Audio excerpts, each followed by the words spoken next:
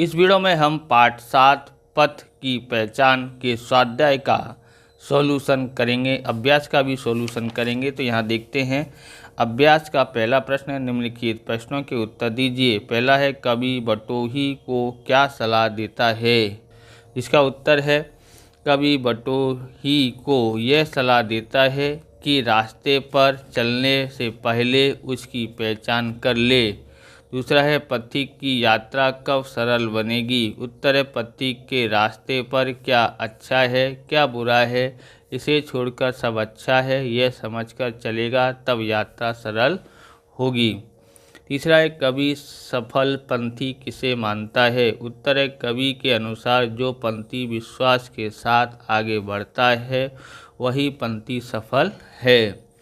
स्वाध्याय पहला प्रश्न, निम्नलिखित प्रश्नों के उत्तर लिखिए। पहला है, अज्ञात पंथ के बारे में कवि पथिक से क्या कहता है? उत्तर है, अज्ञात पंथ के बारे में कवि पथिक से कहता है कि चलने से पूर्व पंथ की पहचान कर ले। दूसरा है, रास्ते की अनिश्चितताओं के बारे में कवि पथिक से कहता है।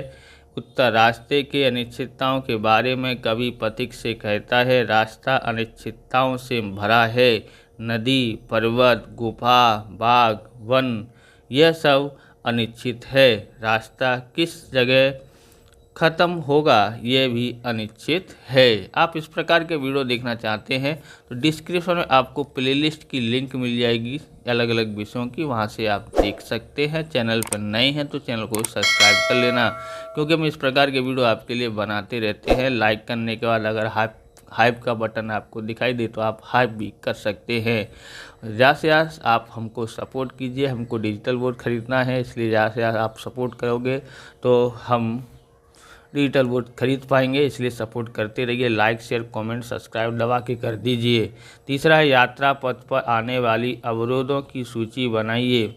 उत्तर, यात्रा पथ पर चलते समय पथिक को अनेक अवरोधों का सामना करना पड़ता है। पथ अनजाना होता है, उसके संबंध किसी पुस्तक या आदमी की ज़बानी से जानकारी नहीं मिलती।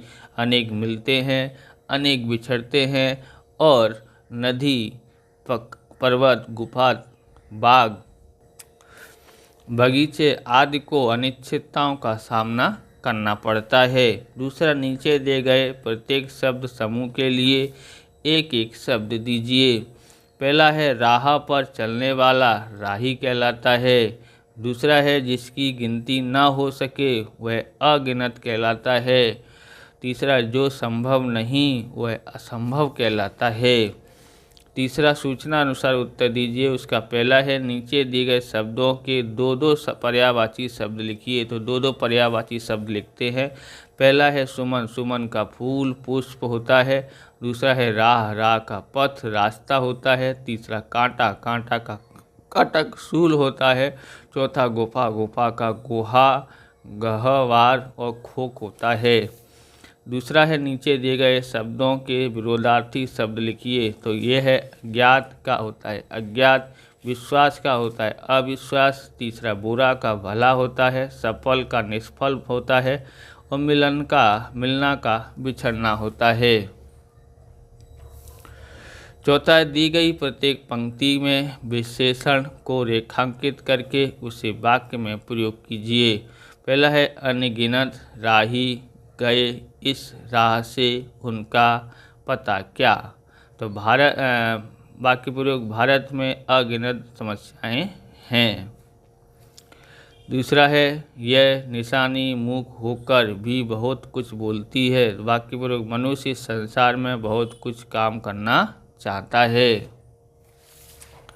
अगला है तीसरा, हर सफल पंथी यही विश्वास ले इस पर बड़ा है।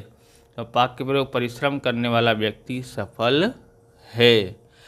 पांचवा है, नीचे दी गई काव्य पंक्तियाँ पूर्ण कीजिए। तो ये काव्य पंक्तियाँ हैं। उससे पहले हम लोग देखते हैं, ये है डोम्स का इन एक्सो क्लासिक बॉल पेन।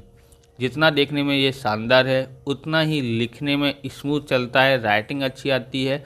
तो ये इतना अच्छा पेन है, बराबर 0.7 mm की इसकी थिकनेस है, जो पॉइंट है वो 0.7 mm का है और स्मूथ रूप से चलता है। इसलिए आपको इसको चेकआउट करना चाहते हो तो डिस्क्रिप्शन लिंक है या वीडियो के नीचे लिंक है, वहाँ से आप इस पेन को चेकआउट कर सकते हो, खरीद सकते हो।